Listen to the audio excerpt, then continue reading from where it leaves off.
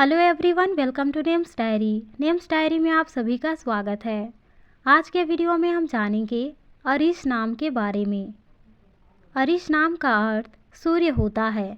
इनका राशिफल मेष, शुभ अंक 1 तथा इनकी औसत लंबाई 3 फीट होती है। इस नाम के लड़के साहसी, अक्लमंद, प्रतिभाशाली एवं मेहनती होते हैं। ये अपनी मेहनत से हर काम को आसान बना लेते हैं। नए नए लोगों से मिलना तथा नए नए जगहों पर घूमना इन्हें बेहद पसंद होता है। ये खाने पीने के शौकीन होते हैं, इसीलिए खुद को खाने से कभी रोक नहीं पाते और पेट से संबंधित समस्याओं से परेशान रहते हैं। दूसरों की मदद करने के लिए हमेशा तत्पर रहते हैं, क्योंकि इनमें दया भावना अधिक होता है।